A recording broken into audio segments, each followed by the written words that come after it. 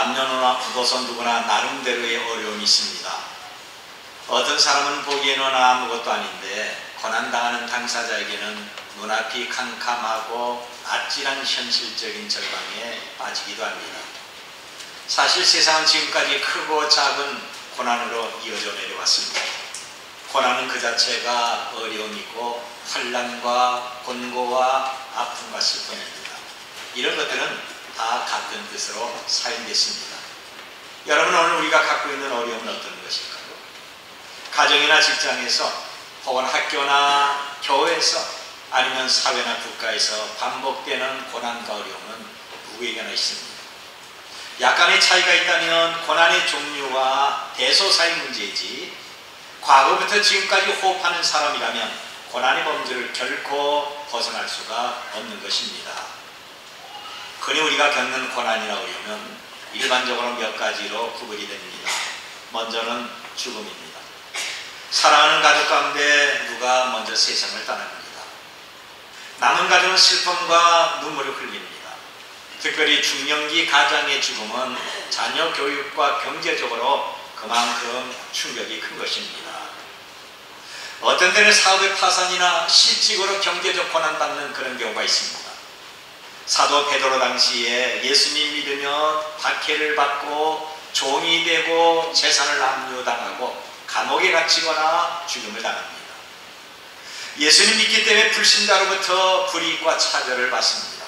까다없는 미움과 손해볼 때가 있다고 하는 것입니다. 그래서 그리스도는 외로운 것입니다.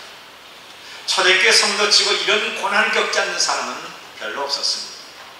내 자녀가 방탕하거나 가족이 불의의 사고를 당했을 때 부모가 탄식하고 고민하며 눈물을 흘립니다. 다윗의 아들도 아론과 사무엘의 아들들도 다 부모의 속을 썩였습니다. 자녀가 있는 모든 부모의 고민은 비슷한 것입니다. 성실하게 봉사하고 믿음의 생활을 하는데 어느 날 그만 병이 걸립니다. 하나님이 내게 병만 고쳐주신다면 더 힘써 봉사하고 모든 치료비를 하나님께 드리겠다고 소원하지만 몸과 마음이 자꾸만 약해집니다. 이것이 아픈 사람의 고난입니다. 예수님 당시에도 병든 사람들이 정말 많았습니다. 그래서 주님은 저들을 찾아가셔서 가르쳐 주시고 치료하셨습니다. 그 당시나 지금이나 병든 사람의 심정은 똑같은 것입니다. 지금 내 자신의 주변에 사람들에게 상처를 받고 배신감 때문에 울고 있는 사람도 있습니다. 마치 롯데 그룹처럼 부모와 자녀가 싸우고 형제가 재산 때문에 패를 가르며 원수가 되는 겁니다. 다윗은 자기 아들과 어릴 때부터 지냈던 가장 친한 친구로부터 배신을 당하고 황급히 도망하면서 슬프었습니다. 여러분, 크거나 작거나 우리가 당하는 어려움, 지금 우리가 겪는 고난은 과거의 것과 별 차이가 없습니다. 이럴 때 우리는 과연 어떻게 합니까? 사도 베드로는 예수님을 믿는 성도들, 다시 말하면 가족과 헤어지고 경제력을 빼앗기고 감옥에 갇히거나 박해를 받고 밀고와 배신을 당한 여러 성도들에게 지금 어떻게 살아야 될 것일까를 설명하고 있는 것입니다. 물론 우리가 죄를 짓고 실수해서 받아야 될 죄값은 너무 당연한 것입니다. 왜냐하면 심은 대로 거두기 때문입니다. 죄를 심고 의를 거둘 수가 없습니다. 그런데 오늘 본문을 보면 범죄에서 당하는 고난이 아니라 주님을 섬기다가 애매하게 죄 없이 당하는 고난을 지금 말씀하고 있습니다. 이럴 때 과연 우리는 어떻게 해야 될까요? 먼저는 두려워하거나 근심하지 말아야 됩니다. 두려움과 근심은 고난의 해결이 아닙니다. 14절을 보면 그러나 의를 위하여 고난을 받으면 복 있는 자니 그들이 두려워하는 것을 두려워하지 말며 근심하지 말고 그랬습니다. 여러분, 우리가 왜 두려워하거나 근심하지 말아야 됩니까? 아무도 우리를 해칠 수가 없기 때문에 그런 겁니다. 여기 13절에 또 너희가 열심히 선을 행하면 누가 너희를 헤아리요. 이 선은 착한 일이 아니라 하나님의 뜻에 철저하게 순종하는 믿음을 말합니다. 우리가 열심히 하나님의 영광을 구하고 내가 하나님의 말씀에 순종할 때 우리에게 있는 영원한 생명을 해칠 자가 없다고 하는 것입니다. 그래서 의를 위하여 박해와 고난받을 때 사람과 환경을 두려워하거나 근심하지 말라고 하는 것입니다. 현실 생활에서 세상 사람은 우리를 얼마든지 건들 수가 있습니다. 우리를 흔들 수도 있고 상처를 주고 불안하기도 합니다. 그러나 우리의 삶의 뿌리까지 뽑을 수가 없습니다. 아무리 강력한 고난이 있다 할지라도 그 고난은 우리의 육신만 건들 뿐이지 우리의 영혼을 건들 수가 없는 것입니다. 마태복음 10장 28절 보니까 몸은 죽여도 영혼은 능히 죽이지 못하는 자들을 두려워하지 말고 오직 몸과 영혼을 능히 지옥에 멸하는 일을 두려워하라고 말씀하고 있습니다. 고난은 대항해서 이기고 극복해야지 두려워하거나 피한다고 해결되는 것이 아닙니다.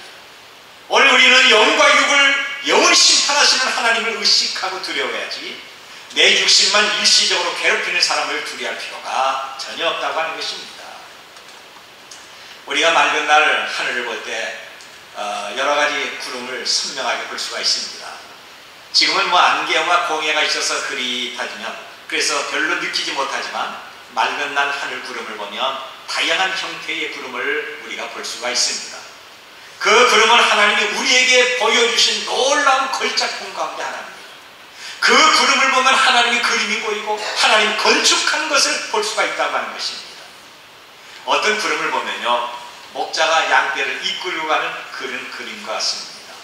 어떤 구름은 사람의 형태입니다. 어떤 구름은 큰 비행기가 있고 배가 지나가는 것 같습니다.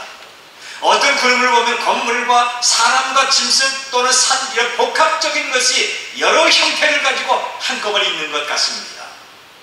하늘을 보면서 하나님의 창조하신 것을 느낄 줄 알아요. 그런데 과거 소련 정부가 기독교인들을 심히 탄압할 때 이 맑은 하늘에서 하나님의 계시처럼 보이는 어떤 구름이 나타납니다.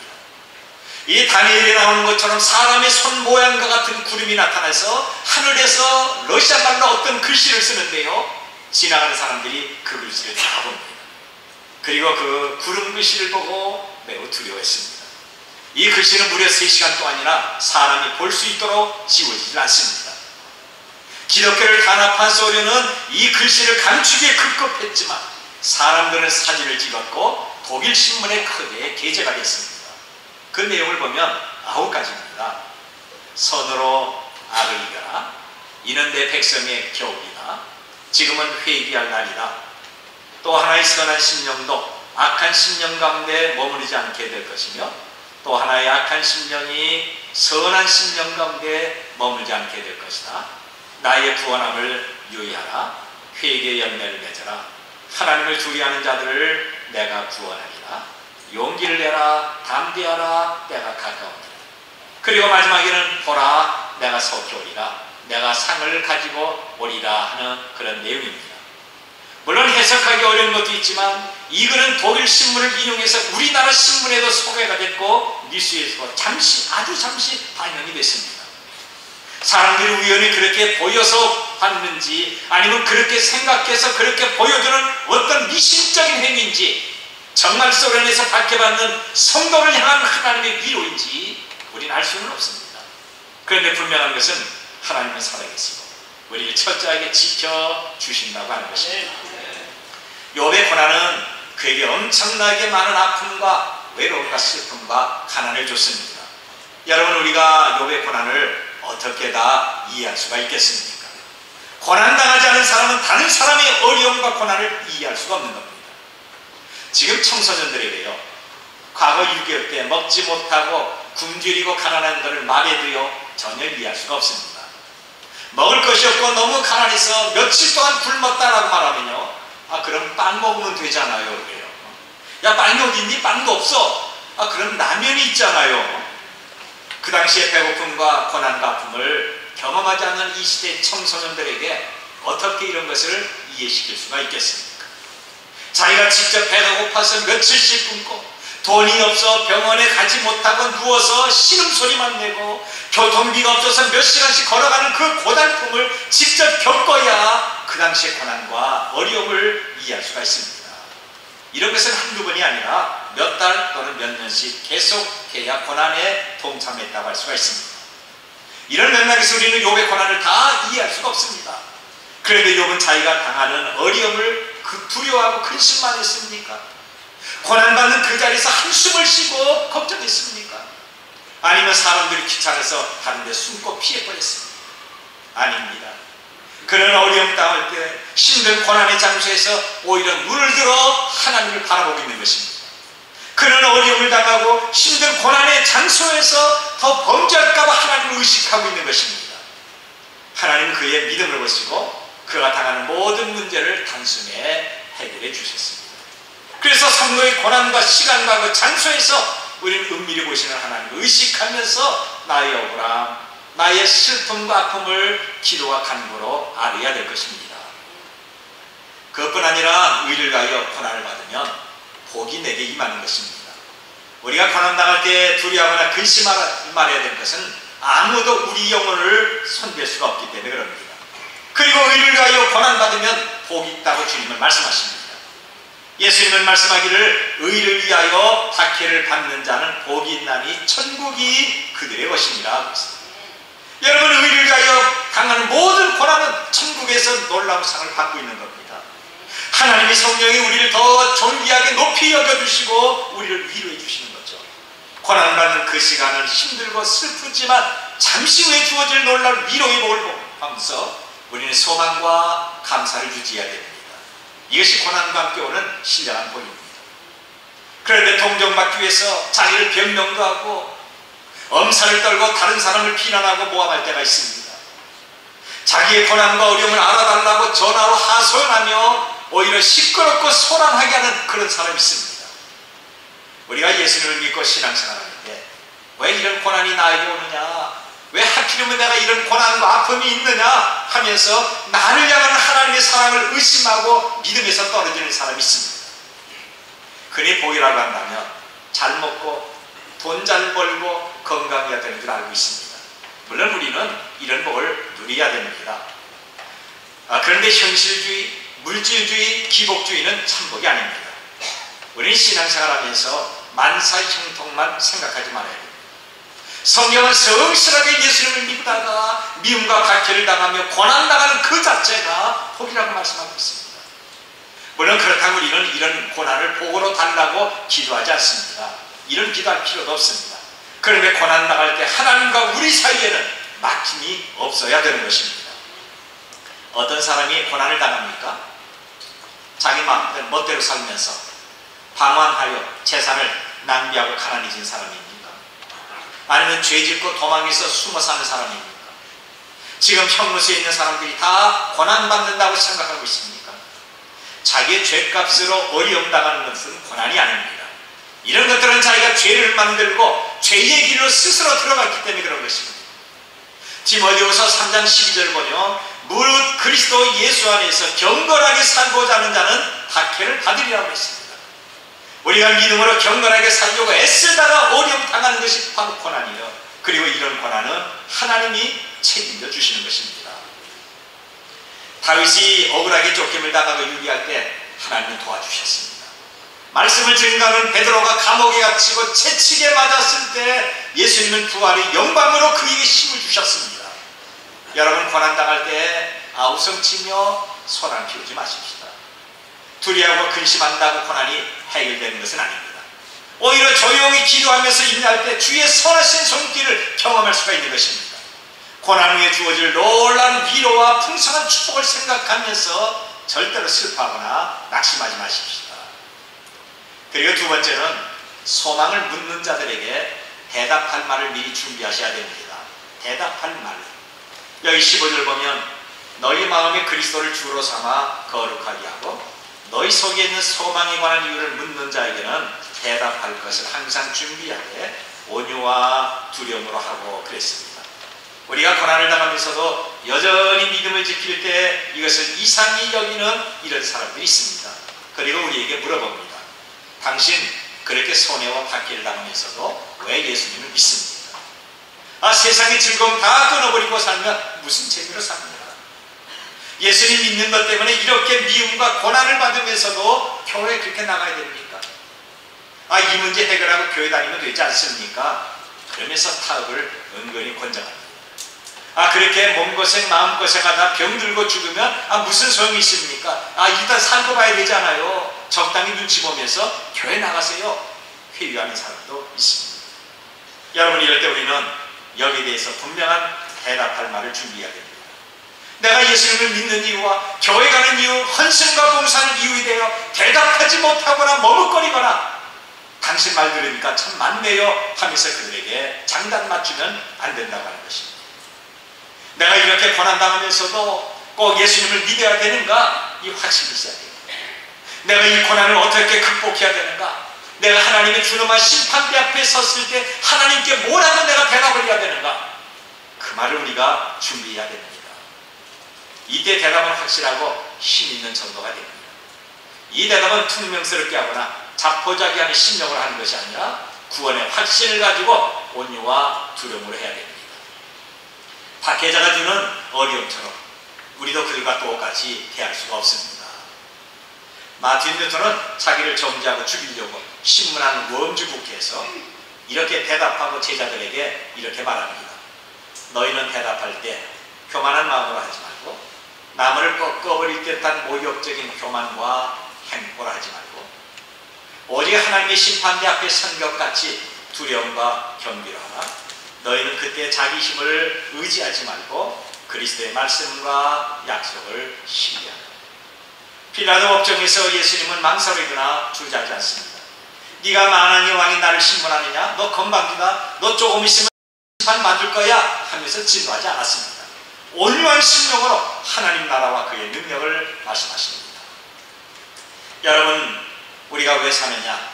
내가 왜 믿느냐? 내가 왜 이렇게 믿다가 고난당하느냐? 우리에게 믿는 사람들에게 예수 그리스도를 분명히 말하도록 하십시오.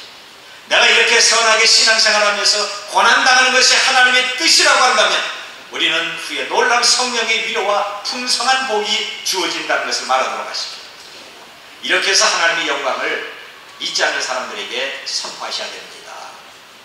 그리고 세 번째는 선한 양심을 가져야 됩니다. 양심을 선하게 가져라. 여기 16절에 선한 양심을 가져라. 이는 그리스도 안에 있는 너희의 선행을 욕하는 자들로 그 비방하는 일에 부끄러움을 당하게 하려 함이라 했습니다. 여기 선한 양심은 순수한 믿음이고 어떤 것과 섞이지 않는 깨끗한 믿음입니다. 우리 가운데 어려움을 당하고 고난당할 때 교회를 떠나고 믿음을 숨기는 이런 사람들이 있습니다. 약삭빠르게 세상과 타협하며 변질된 믿음을 갖고 있는 사람이 있습니다. 신앙과 교회를 버리고 세상으로 나가는 사람도 있습니다. 죄와 타협도 하고 양심과 믿음의 소리에 눈과 귀를 막는 사람이 있습니다. 그러면서 살기 위해서 어쩔 수 없다. 아마 예수님도 다 이해하실 것이다 라고 자기를 합리화시킵니다. 아니면 이번 한 번뿐이다 하면서 잘못된 신앙과 잘못된 길로 가고 있습니다. 그런데 하나님의 사람은 언제나 변하지 않는 선한 양심과 순수한 믿음을 갖고 이것을 지키며 실천해야 됩니다. 오늘 우리가 선한 양심을 가져야 되는 이유가 뭘까요? 선한 양심은 하나님을 더 가까이 가게 만드는 것입니다. 여기 21절 하반절 보니까 하나님을 향한 선한 양심의 간분이라고 했습니다. 고난과 어려움 당할 때 선한 양심을 끝까지 갖고 있으면 그 선한 양심과 믿음이 하나님을 가까이 하게 하고 하나님을 만나게 한다고 하는 것입니다.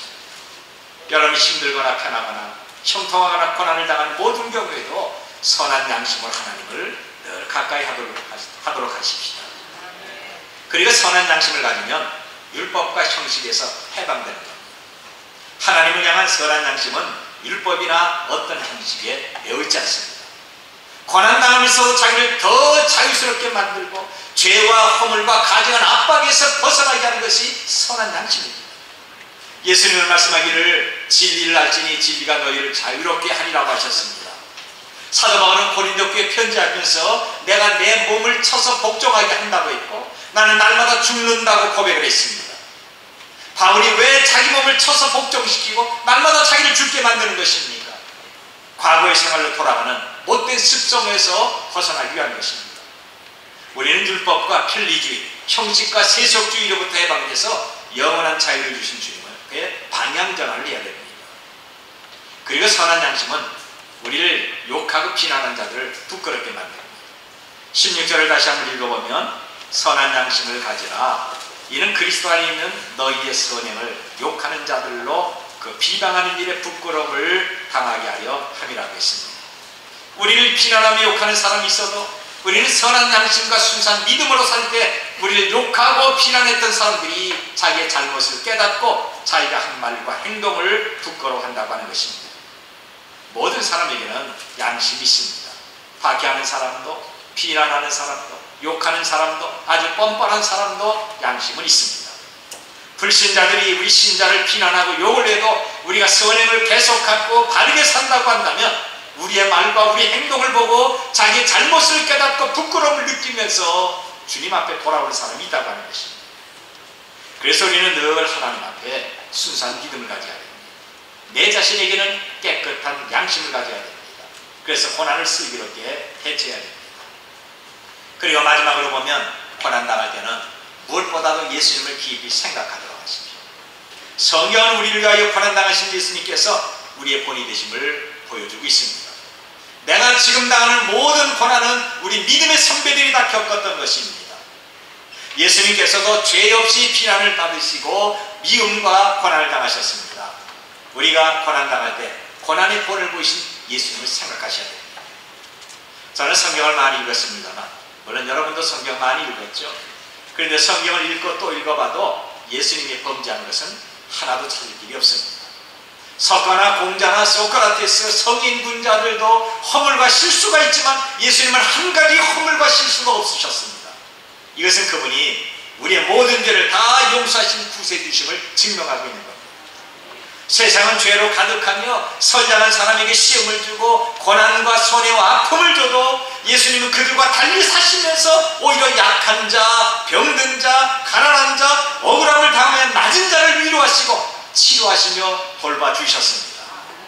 예수님은 우리가 똑같은 육신을 갖고 있기 때문에 더 많은 고난과 비난과 시험을 받았지만 그분은 죄와 상관이 없으셨습니다. 그런데 세상은 도리어 죄 없으신 예수님을 비유하고 정죄했습니다. 그분에게 아무런 죄를 발견하지 못했지만 비난하고 채찍으로 때렸고 십자가에서 죽게 만들었던 것입니다. 오늘 여기 18절 뭐라고 합니까? 우리 18절 한번 같이 읽겠습니다.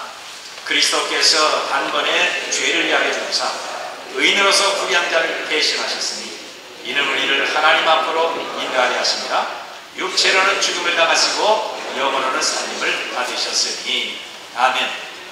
예수님이 고난당한 것은 고난당하는 우리를 도와주시고 하나님께 인도하기 위한 것입니다.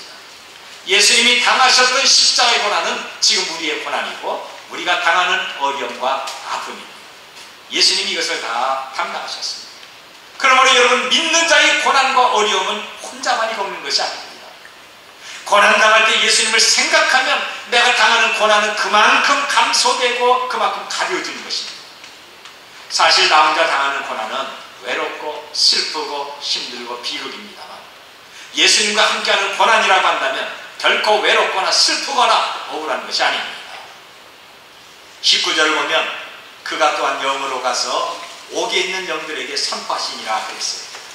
예수님이 십자가에 달려 죽을 때 영으로 옥에 있는 영들에게 말씀을 선포하셨습니다. 여기 옥이라는 것은 지옥을 말합니다. 캐톨릭이나 자유주의 신학자들은 이 말씀을 읽으면서 그렇지, 예수님을 죽었을 때 그분의 영혼은 노아 이전에 죽은 사람들에게 구원하기 위해서 지옥에 내려가셔서 복음을 전했다고 해석을 하고 있습니다. 그런데 이것은 잘못입니다. 지옥에는 구원이 전혀 없습니다. 예수님은 노아 이전의 사람을 구원하기 위해서 지옥으로 내려가는 것이 아닙니다. 그렇다면 영으로 지옥에 가서 있는 영들에게 선포하셨다는 것은 무슨 뜻일까요? 그 다음 절에 설명이 나옵니다. 하나님은 노아를 시켜서 그 당시 사람들에게 장차 오실 예수님을 증거하게 하십니다. 그런데 아무도 장차 오실 예수님이나 지금 노아가 경외하는 하나님을 믿지를 않습니다. 오히려 하나님을 믿고 순종하며 선한 양심으로 노력하는 노아를 비웃고 손가락질하며 박해를 했습니다. 방주 짓는 노아를 회방했습니다. 지금도 우리가 이렇게 믿음을 지키며 선을 당할 때 어려움을 당하기도 합니다. 그런데 하나님을 믿고 하나님 앞에 순종하며 고난당한 노아는 마침내 죽어서 하나님 품으로 들어갑니다. 그리고 노아를 박해하고 노아를 비웃고 고난 준 그 사람들도 다 죽었습니다. 현 세상을 한 마을에 살고 같이 얼굴을 대하고 같은 문화권에서 음식을 먹었습니다. 그런데 노아는 영원한 천국에 들어갔고 노아를 비웃고 고난 준 사람들은 영원한 지옥으로 들어갔습니다. 그런데 예수님께서 십자가에 죽으셨을 때 왜 영으로 지옥에 있는 영들에게 선포했을까요? 여기 선포라고 하는 것은 구원을 주는 전도가 아닙니다. 구원과 전혀 관계가 없는 승리의 외침을 말합니다. 예수님은 지옥에서 고통당하며 신음하는 불신자들에게 구원을 주시는 복음을 전하지 않습니다. 오히려 이렇게 말씀하고 있는 거죠. 자, 봐라. 너희가 하나님을 경외하는 노아를 비웃고 고난을 줬지. 그리고 너희는 나를 믿지 않았지. 이제 노아는 구원받아 천국에서 멸류관 쓰고 있다. 너희는 하나님을 불신하고 심지어는 나를 십자가에 죽게 했지. 나는 부활해서 너희 앞에 있다. 그런데 너희는 이것이 뭐냐? 이런 뜻입니다. 여러분, 생명과 부활의 영으로 지옥에서 고통받고 있는 불신의 영혼들에게 천국이 있다는 것을 선포하게 된 것입니다. 22절 보면 그는 하늘에 오르사 하나님 우편에 계시니 천사들과 권세들과 능력들이 그에게 복종하느니라. 십자가에 달려 죽으신 예수님은 생명으로 부활하셨고 하늘에 오르셔서 하나님 우편에 앉으십니다. 그리고 천사들의 경배를 받으십니다. 그뿐 아니라 믿음으로 고난당하는 모든 성도를 도와주시고 저들에게 힘을 주시며 저들을 돌보시고 있는 겁니다. 믿음으로 살도록 하십시오. 힘들고 어려울 때 예수님을 기억하십시오. 아멘. 세상의 즐거움과 안락과 평안보다 십자가에 달리신 예수님을 생각할 때 우리는 어떤 일이라도 넉넉히 이길 수가 있습니다. 아멘. 누구에게나 고난과 어려움이 있습니다. 이것이 얼마나 오래 가는가, 어느 정도 심한가의 차이입니다. 목사나 우리 장로님들, 예수님을 사랑하는 충성스러운 재직들이나 대통령, 세계적인 재벌, 아니면 지금 집을 나와 종로에서 시간 보내며 서성이는 노인들에게까지 나름대로 어려움이 있습니다. 우리는 어려움이 있을 때 이 고난을 어떻게 대처해야 됩니까? 절대로 두려워하거나 근심하지 마십시오. 아무도 우리를 해칠 수가 없습니다. 물론 일시적으로 박해와 손안과 손해와 슬픔을 줄 수는 있습니다. 억울함과 외로움과 아픔과 가난이 있을 수가 있습니다. 그러나 의를 위해서 받는 모든 고난은 영원하신 하나님이 배로 갚아주시는 것입니다. 아멘. 잠깐이면 주님이 다 갚아주십니다. 고린도전서 10장 13절을 보면 사람이 감당할 시험밖에는 너희가 감당할 것이 없나니 오직 하나님은 미쁘사 너희가 감당하지 못할 시험당함을 허락지 아니하시고 시험당할 즈음에 또한 피할 길을 내사 너희로 능히 감당하게 하십니다. 우리가 예수님을 생각하면 어떤 시험이라도 넉넉히 이기며 감당할 수가 있는 것입니다. 그러면서 이런 일을 당하면서 왜 예수님을 믿느냐고 묻는 사람들에게 하나님의 영광과 내가 장차받을 놀란 복을 소망하기 때문이라고 말하도록 하십니다. 하나님을 향한 순수한 믿음, 내 자신에 대해서 선한 양심을 갖도록 하십시오. 마지막으로 예수님을 깊이 생각하도록 하십시오. 예수님을 생각하면 할수록 어떤 고난이라도 능히 감당할 수 있는 성령의 도심이 있는 것입니다. 이 도심이 우리로 하여금 더욱 정금과 같이 보배롭고 존귀한 성도들로 만드시길 바랍니다.